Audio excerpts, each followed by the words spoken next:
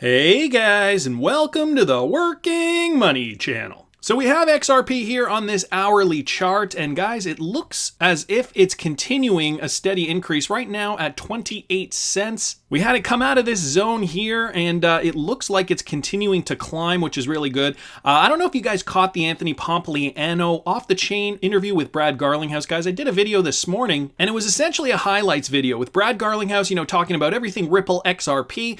Guys, you can check it out here. I'll link it here if you guys don't want to press back on your browser. But anyway, he brought up a good point. He says that the coin market capitalization for XRP is inaccurate in that they use CoinCompare top tier over at Ripple, and I've been using CoinCompare. Actually, CoinCompare was one of the very, very, very first cryptocurrency websites I went to when I initially bought into my XRP, and I usually just go to this page here on CoinCompare, just looking at the XRP token. They have a live quote here happening up here, but Brad said that what they do is they go to the top tier. So if I go to coins, I think this is what he means here. So they have top tier up here, and as you guys can see, Bitcoin, Ethereum, XRP, the top tier volume at least is as listed here. When you look at market capitalization, obviously XRP listed as number 2. They have total volume, direct volume. So I thought this was kind of interesting. I will link this article in the description for those of you guys who want to check this out. Saw a lot today online and on Twitter. This from XRP Research Center. That's at XRP Center on Twitter from October 9th, 2019 today. Exago, a Cape Town-based fintech company, announces the launch of its XRPL gateway and custom-built exchange in South Africa. Once the exchange has sufficient liquidity, Zago will launch its payment switch, which connects to the retailers. And so you guys can see here, startup Zago launches XRP-only gateway and exchange in South Africa. Really great milestone here for the people of South Africa. And I saw this at 13,000 locations. Korea's largest convenience store chain will now be accepting crypto. And so they will be accepting the crypto CU. It's a stable coin and was invested in by Binance, OKX, Huobi, Polychain, Dunamu, and none other than Arrington XRP Capital, amongst some others. So very, very interesting. We're starting to see the world change. We're starting to see, big companies now, in this case, the largest convenience store chain in Korea, accepting crypto. And I think we are going to continue to see this more and more as the years go on. Then I saw this: XRP transactions ensure lesser volatility and risk compared to fiat. So guys, not only was Brad Garlinghouse on the Anthony Pompliano Off the Chain podcast, he has been making the rounds.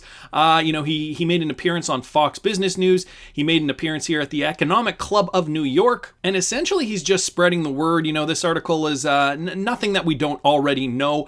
But it is interesting that he's getting out there, continuing with the momentum, continuing to educate the people that still just don't get it. And he gives, an example here with regards to getting $10,000 to London. If you and I decided to have a race and see who could get $10,000 to London the fastest, I would win if I just drove to JFK and flew it over there.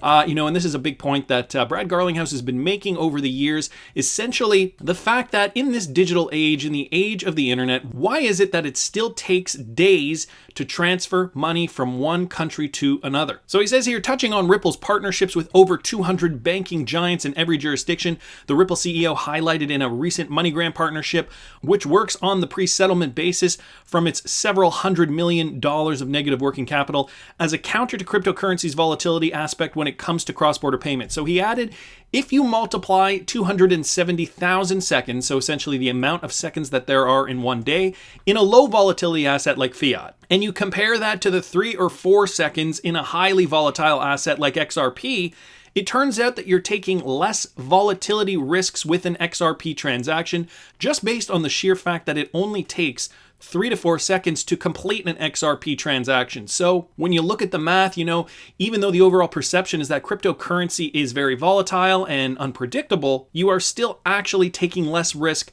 with that XRP transaction. Guys, I'll link this in the description if you want to read further.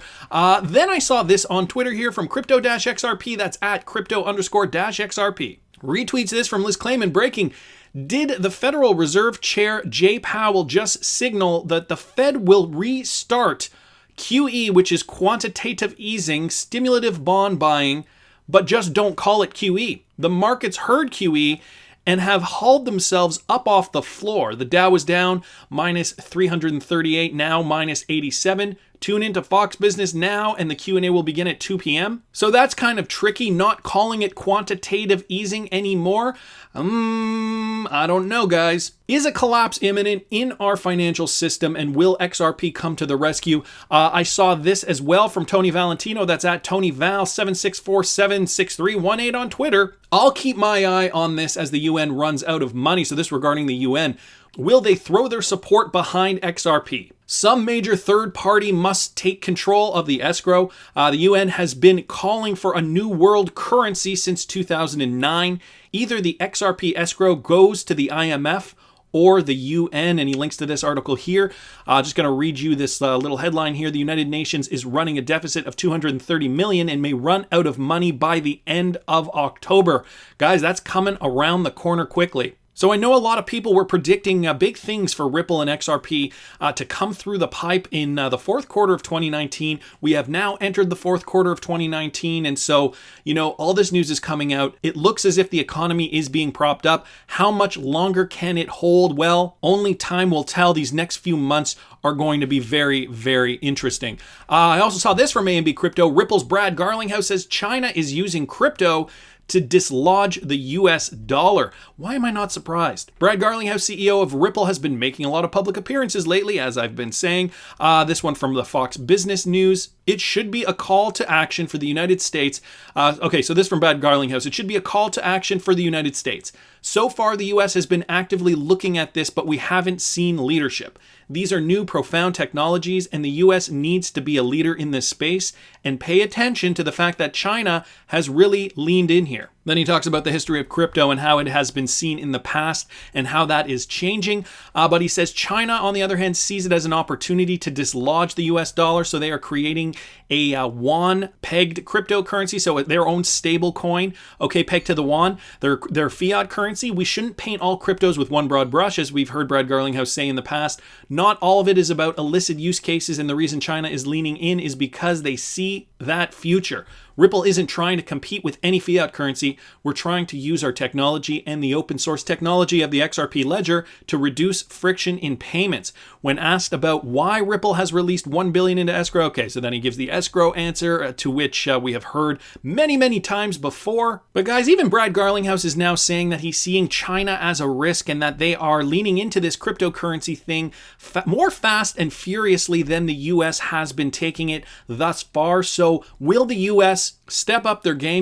With the possibility of a financial crisis looming as well, this would be the perfect time for the US government, the SEC, to really kind of make sure that they are prepared for this financial crisis. I think when the SHIT hits the fan, I think those regulations, you'll be surprised how fast those regulations will come to pass. I think they're biding their time right now, but that could potentially mean the floodgates will open for XRP and for Ripple to do business on a grander scale. I also saw this from AMB Crypto and the fact that Ripple teams up with Finastra to provide payment solutions with cross-border payments. So Ripple has teamed up with Finastra, extending the list of fintech companies that are using Ripple's blockchain technology for payment solutions to support faster cross-border payments. So this collaboration will enable Finastra's vast customer base to connect and transact with 200 financial institutions on RippleNet. And guys, for those of you who do not know Finastra, they are a financial technology company based in London. The firm was formed in 2017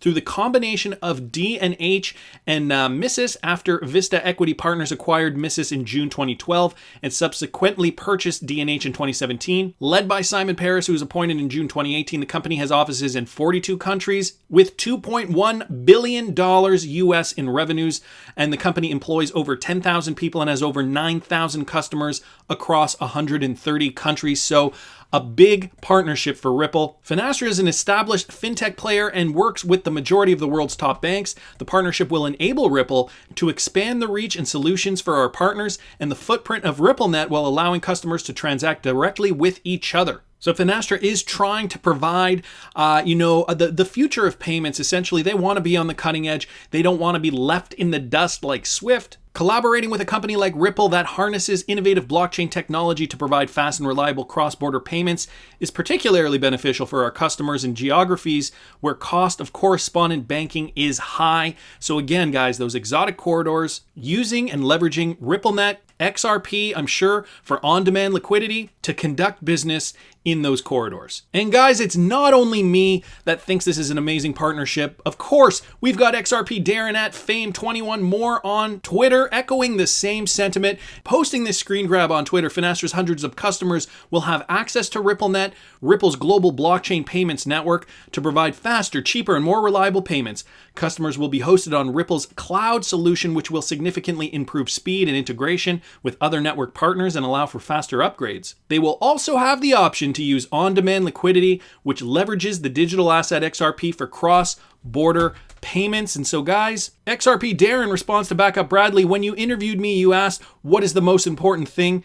It's Finastra. One of the most important things here, at least for today. Anyways, guys, I thought this was going to be the end of the Ripple news for a while, but it seems like it just keeps coming out fast and furious. We see the price increasing slowly but surely. Is it going to continue? I want to hear what you guys think. Please subscribe to the channel if you haven't already. Like the video if you like the content I'm providing. I always love hearing your comments. See you in the next one, guys.